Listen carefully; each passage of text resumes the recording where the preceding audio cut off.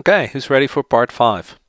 As I've done with the last part, I added a few things there, as you probably noticed by now, and I'm doing the same here. Regular expressions. Though a big topic, we can probably touch on it and start having a look at some basic regex syntax. So let's make a test file. Going to keep this very simple.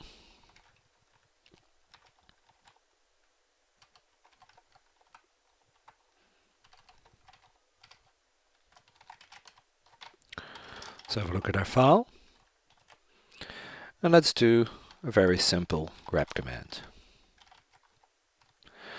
Okay, so we see that wherever the number 1 is appearing, grep is grepped. Remember the difference between single and double quotes. In this case, it doesn't matter because we're not using variables yet. But notice that we could do something like search string is 1. Now, this means a completely new command. So it's not some sort of piping or redirection. We're just going to execute a completely new command.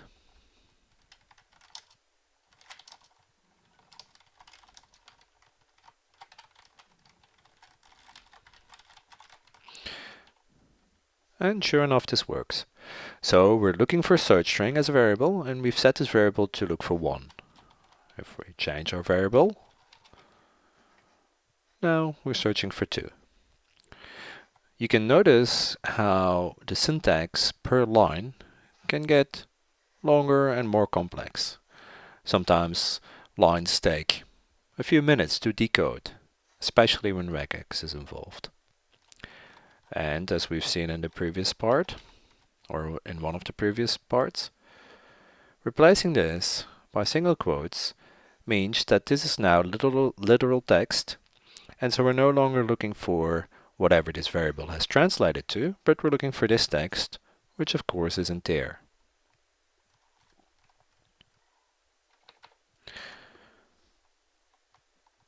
Let's try something else.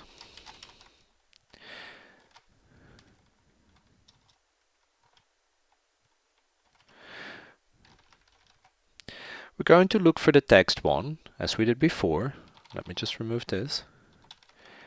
And we're going to specify that whenever you find this, give me the line before, one line before as well.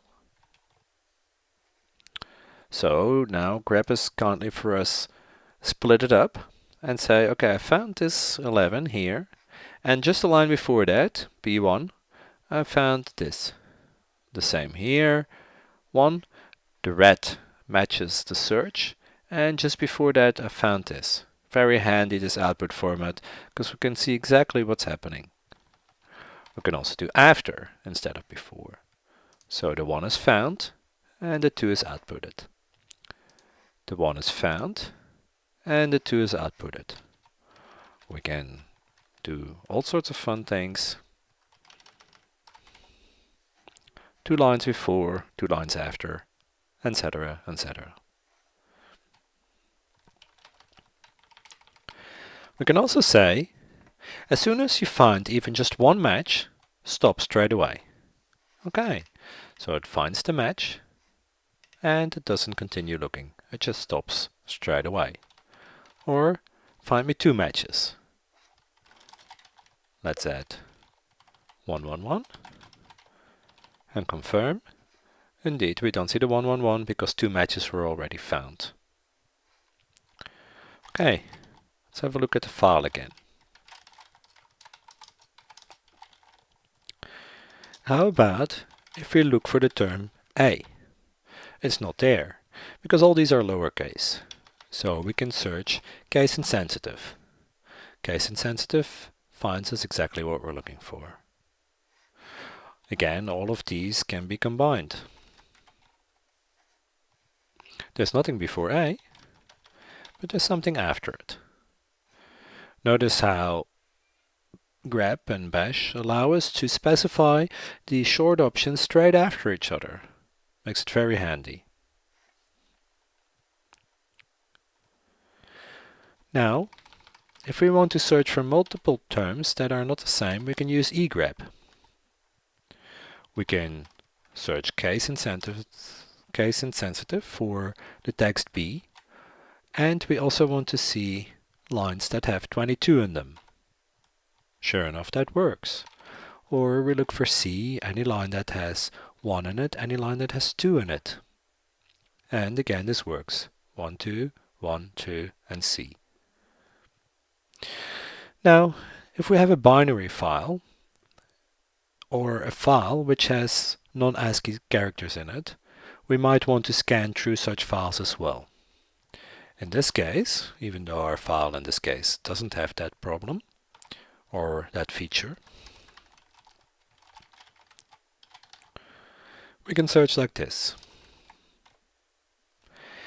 If this were a binary file and it had, for instance, non-ASCII characters in it from other languages around the world, and we would have used this particular way of searching, then any ASCII text that would still be found would be displayed correctly. If we hadn't specified this, our output might have looked mangled up, or more mangled up than if we would have specified this.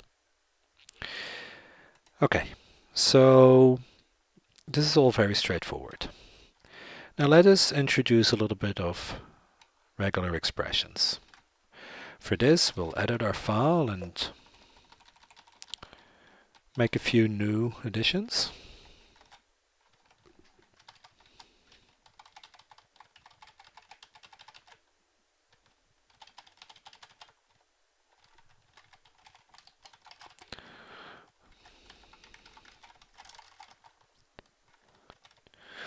Okay, so let us look for some text A. Sure enough, we have some output there and it searches for the text A. Now, we want to look for an A only at the beginning. So what we're saying here is we're literally writing, we start at the beginning, then you should see an A. So this A no longer qualifies because it's not at the beginning. Let's look at the C example. C versus C. Now we only see the lines that start with a C. We can do something similar by looking for, let's take our C example, which shows 2 lines. But we're going to look, let's search case insensitive for C, which gives all these results. And we're going to look for a line that has the letter C, and then straight away the N should follow. So here we were looking for, we should straight away see the start and then some other text, and indeed that worked. Now we're going to look for a text, and then straight away the N should follow. So this one should qualify, but not this one.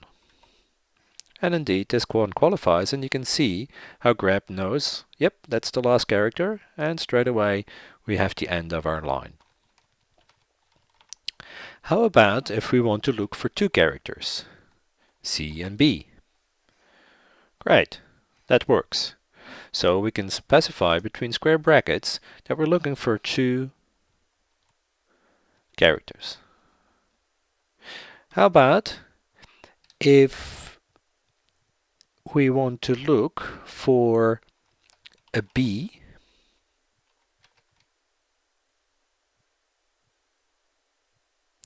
followed by an E? Now, if I would search like this, of course, this string would not qualify. But I can say, in between B and E, there can be 2 different characters. So I use dot dot. Dot dot tells grep that it should interpret it as any character. Any character in these cases would be C and D. But any character can do. And indeed it finds it. Note that what it's searching for, any character, is indeed part of what it finds. Also, have a look at this example and notice something very special. Here we're using single quotes, yet grep interprets this not as variables, but as special search syntax. So be aware that even though we saw that these single quotes do not interpret variables, they will still, for example, grep, interpret specific regular expression search commands. Another way of saying, look for any number of characters as long as you find B and then E somewhere. And this works too. Now, we're going to use this syntax. \+. The difference between these two is that this one will look for any number of characters.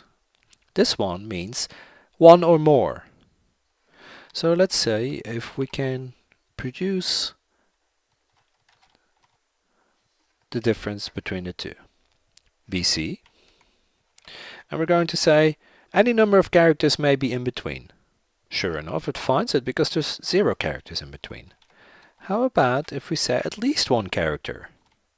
And indeed, it fails or it works because there is no character in between. If we were looking for B to D, it would now work because there's at least 1 character in between. And of course, the same would work for 0 or more. So remember asterisk as 0.more or \+ as at least 1, which is a very handy difference to know.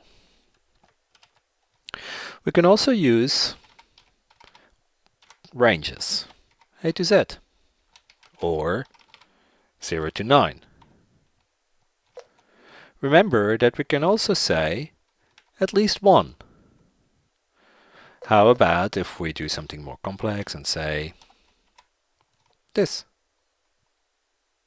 This means one number from 0 to 9 and another number from 0 to 9, at least one of them.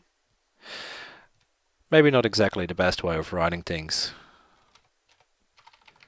but you get the idea. 1 to 5, this works too. Or x to y, there's no x to y's. A to B. Now notice that because we're searching case insensitive, it's finding the uppercase a's too. Let's remove this, and it will only find the lowercase ones. But we can expand our search range like this, and now it will find the uppercase ones as well. We can even say 0 to 9. And you can see how very powerful search strings can be used. We can say search for this. Now, why does it give only these results? Well, let's look. Start at the beginning, one particular character, and end at the end. Straightforward.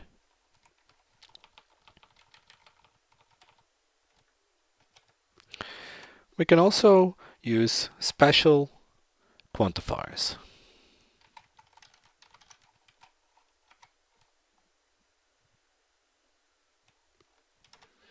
Yes, I need to specify this as follows.